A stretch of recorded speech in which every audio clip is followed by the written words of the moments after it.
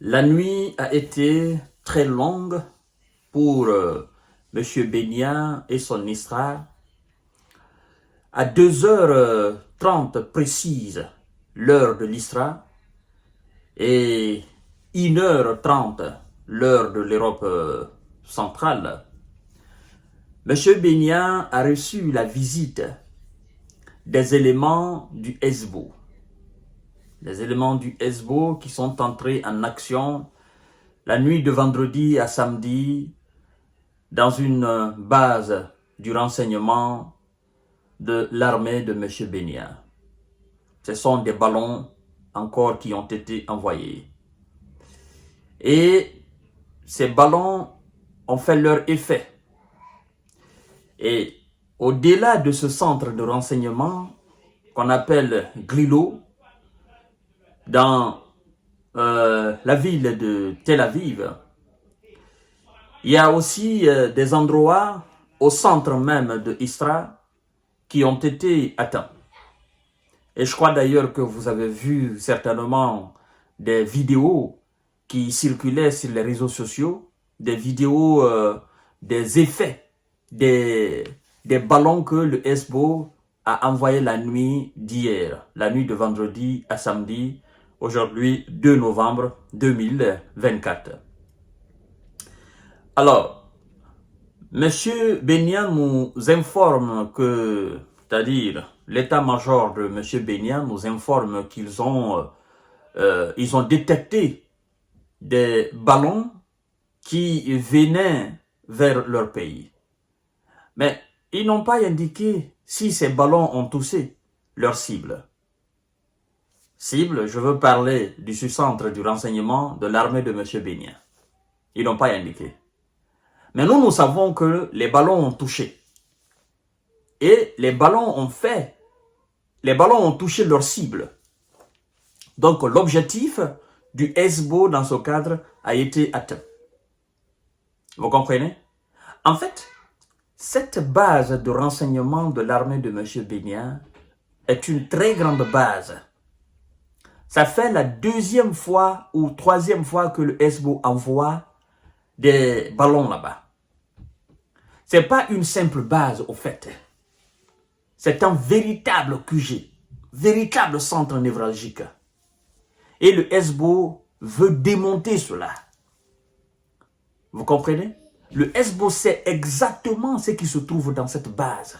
Parce que, je me souviens bien, ça fait la troisième fois qu'ils envoient des ballons là-bas. Troisième fois. Et donc, il y a forcément quelque chose là-bas qui attire l'attention du Hezbo. Ou, certainement, cette base, c'est la plus grande base, c'est-à-dire c'est le véritable centre névralgique, c'est le centre de redéploiement, le centre de contrôle même, le centre de renseignement, c'est-à-dire c'est le véritable centre même névralgique de l'armée de M. Benya. Et je crois que c'est ce que le Hezbo a compris. C'est pourquoi le Hezbo continue de mettre la pression sur cette base-là. En fait, cette base, j'ai l'impression que cette base représente pour l'armée de M. Benya un très grand satellite. Très grand satellite à partir d'où nous avons toutes les positions de l'adversaire. Et donc le Hezbo se dit, bon, en détruisant cette base, nous faisons quelque chose de grand.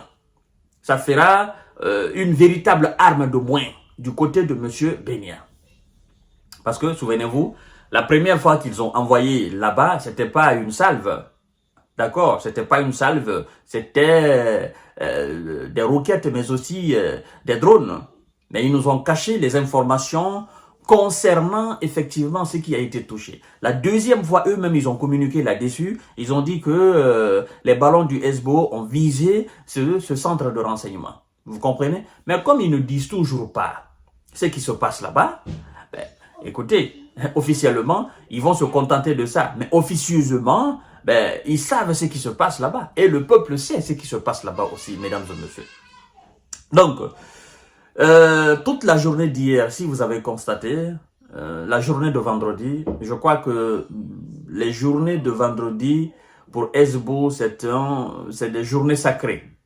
Donc les actions militaires sont minimes au fait. Je ne sais pas si vous avez constaté hier, le Hezbollah n'était pas véritablement en action hier, action militaire, comme ça a été le cas de toute la semaine. Et je crois, la journée de vendredi passé, ils savaient déjà qu'on était dans samedi, parce que à 2h du matin, 2h30 du matin, on était déjà samedi, la nuit de samedi. Donc, du matin d'hier, vendredi, jusqu'à 0h hier, le Hezbollah n'a pas fait d'action majeure. Donc, je pense, ça c'est ma pensée à moi, je pense que les éléments du Hezbollah, voilà, certainement, ils étaient en train de prier, quelque chose comme ça. Et je crois qu'ils étaient plus sur la défensive hier que l'offensive. Et donc, plongés dans la journée de samedi, paf, ils sont entrés en action. Et ça fait mouche, mesdames et messieurs, et mesdemoiselles. Bon, on dit qu'il y a des émissaires qui sont venus, mais pendant que ces émissaires-là même sont là pour faire leur travail, bon, est-ce qu'ils font leur travail? Monsieur Bénia profite de ce moment pour envoyer aussi des ballons dans Hamas qui continue de faire tomber des immeubles, voilà, qui continue à envoyer des civils au repos définitif pendant que son armée est en très grande difficulté sur le terrain. Je vous ai dit, ne vous fiez pas aux raids aériens de l'armée de M. Bénia. Ils ne savent que faire cela. Mais sur le terrain, c'est une armée qui est faible. C'est une armée qui est faible. C'est comme aujourd'hui, la puissance de feu aérienne, n'est-ce pas, que les WISA donnent à M. Bénia. Si le Hamas ou le Hezbollah avaient cette même puissance de feu aérienne, mais il y a longtemps, M. Bénia avait changé, il y a longtemps, il avait changé de langue. Longtemps, mesdames et messieurs. Vous savez, prendre les avions, monter dans le ciel et envoyer machin. Si le Hezbollah avait ça ou le Hamas avait ça, il y a longtemps que cette question, on avait réglé cette question. Vous comprenez? Donc, lui, il se donne des ailes et quand il fait ces choses, il est fier. Pendant ce temps, c'est que son armée vit sur le terrain, c'est-à-dire les actions aériennes couvrent les immenses défaites de son armée sur le territoire. C'est ça la vérité, mesdames et messieurs. Je vous donne rendez-vous tout à l'heure parce qu'il y a le guide suprême de la révolution iranienne, l'ayatollah Khamenei Ali, qui a fait une sortie ce matin samedi. Ah non, ça mérite d'être décortiqué. Partagez la vidéo dans tous les groupes possibles. Je vous donne rendez-vous tout à l'heure.